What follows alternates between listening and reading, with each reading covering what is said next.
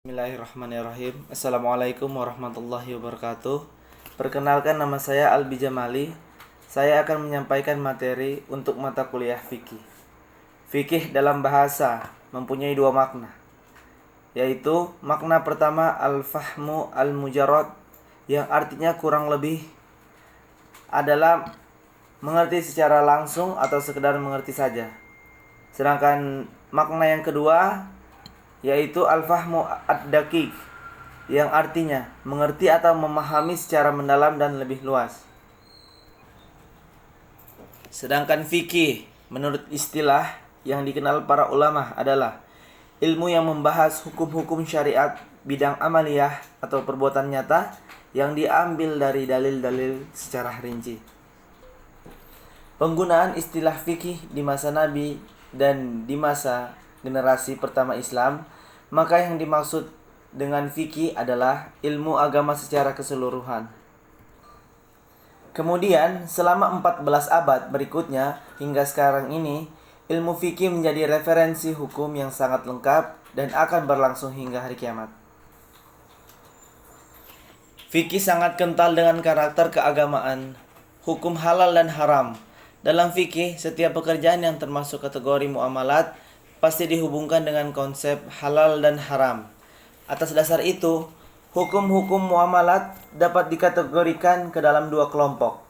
Kelompok pertama, hukum dunia, yaitu hukum peradilan, menilai hubungan manusia dengan manusia. Dan yang kedua, hukum ukhrawi, yaitu hukum agama, adalah keputusan hukum yang didasarkan kepada kondisi yang sebenarnya. Walaupun kondisi itu tidak diketahui oleh orang lain, hukum ini digunakan untuk menilai hubungan manusia dengan Allah. Pembagian fikih ada 6. Yang pertama, fikih ibadat. Yang kedua, fikih muamalat. Yang ketiga, fikih munakahat. Yang keempat, fikih faraid. Yang kelima, fikih jinayat. Dan yang terakhir, fikih siyasah.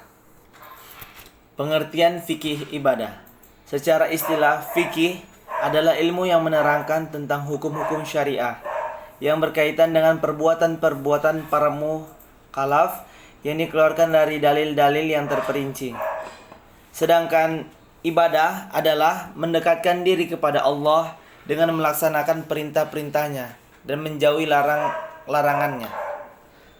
Jadi dari dua pengertian tersebut, jika digabungkan, maka fikih ibadah adalah ilmu yang menerangkan tentang dasar-dasar hukum syariah, khususnya dalam ibadah hal seperti meliputi taharoh, salat, zakat, saum, haji, kurban, akikah, dan sebagainya, yang kesemuanya itu ditujukan sebagai rasa bentuk ketundukan dan harapan untuk mencapai ridha Allah. Tahara atau bersuci. Tahara secara bahasa berarti bersuci atau bersih dan membebaskan diri dari kotoran dan najis. Tahara berarti menghilangkan kotoran dan najis yang dapat mencegah sahnya sholat, baik najis atau kotoran yang menempel di badan maupun pakaian. Menjaga kebersihan dalam sebuah hadis disebut sebagian dari iman.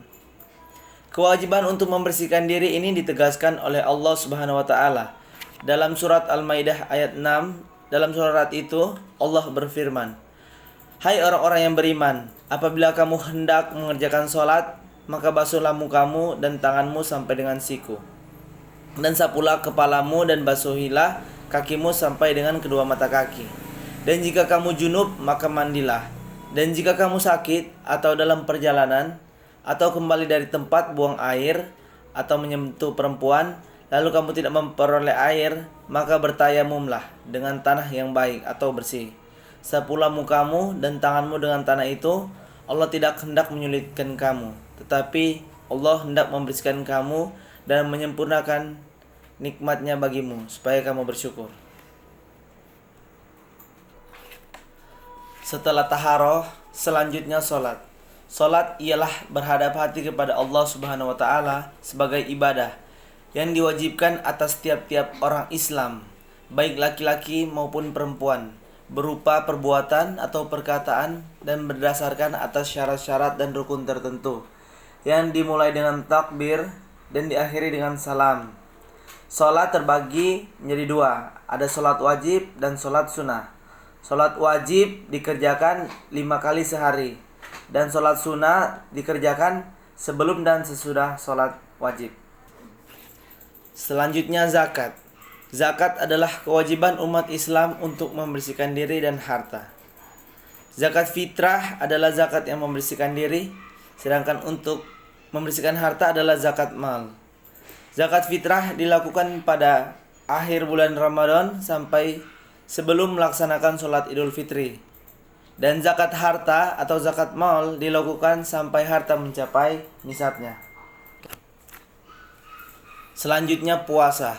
Puasa adalah kewajiban umat Islam sebagaimana telah diperintahkan Allah Subhanahu wa taala dalam Al-Qur'an surat Al-Baqarah ayat 183 yang berbunyi, Bismillahirrahmanirrahim. Ya ayyuhallazina ammanu kutiba alaikumus siyamu kama kutiba alal ladzina min qablikum la'allakum tattaqun. Yang artinya, hai orang-orang yang beriman, diwajibkan atas kamu berpuasa sebagaimana diwajibkan atas orang-orang sebelum kamu agar kamu bertakwa. Selanjutnya haji. Haji adalah rukun Islam kelima. Secara bahasa, haji artinya berkunjung ke tempat yang agung. Sedangkan secara istilah, haji berarti berziarah ke tempat tertentu pada waktu-waktu tertentu untuk melakukan amalan-amalan tertentu dengan niat ibadah. Hukum pergi haji. Pergi haji hukumnya wajib bagi setiap orang muslim dewasa yang telah memenuhi syarat. Syarat yang dimaksud adalah mampu secara fisik, mampu secara ilmu, dan mampu secara ekonomi untuk mengadakan perjalanan ke Baitullah Arab Saudi minimal 1 kali dalam seumur hidup. Kewajiban atas ibadah haji dijelaskan dalam firman Allah Ta'ala yang artinya menunaikan haji adalah kewajiban manusia kepada Allah, yaitu bagi orang yang mampu mengadakan perjalanan ke Baitullah. Quran Surat Al-Imran ayat 97. Ilmu fikih yang kedua adalah fikih jinayah. Yang dimaksud dengan fikih jinayah adalah ketentuan sebuah kajian ilmu hukum Islam yang berbicara tentang kejahatan. Ilmu fikih yang ketiga yaitu fikih munakahat. Fikih munakahat adalah sekumpulan peraturan atau hukum yang mengatur segala sesuatu yang berkaitan dengan perkawinan. Ilmu fikih yang kelima adalah fikih siasa. Fikih siasa adalah ilmu yang mempelajari hal ihwal urusan umat dan negara dengan segala bentuk hukum, pengaturan, dan kebijaksanaan yang dibuat oleh pemegang kekuasaan yang sejalan dengan dasar-dasar ajaran syariat untuk mewujudkan kemaslahatan umat. Selanjutnya, dalam ilmu fikih kita mengenal istilah mazhab. Mazhab adalah salah satu bagian dari ilmu fikih yang perlu diketahui oleh setiap umat muslim. Diketahui terdapat 4 mazhab yang ada hingga saat ini, mulai dari mazhab Hanafi, kedua mazhab Maliki, ketiga mazhab Syafi'i, dan yang terakhir mazhab Hambali. Pertama, mazhab Hanafi. Mazhab Hanafi ialah salah satu mazhab fikih dalam Islam Sunni. Mazhab ini didirikan oleh Imam Abu Hanifah yang bernama lengkap Abu Hanifah bin Nu'man bin Sabit al-Taimi al-Kufi. Mazhab ini diamalkan dan berkembang di kalangan orang Islam Sunni di kawasan Afghanistan, Irak, Persia, Mesir, Turki, anak benua India, Tiongkok, Rusia, dan sebagian Afrika Barat. Mazhab Hanafi juga sempat berkembang di Maroko. Selanjutnya yang kedua, mazhab Maliki.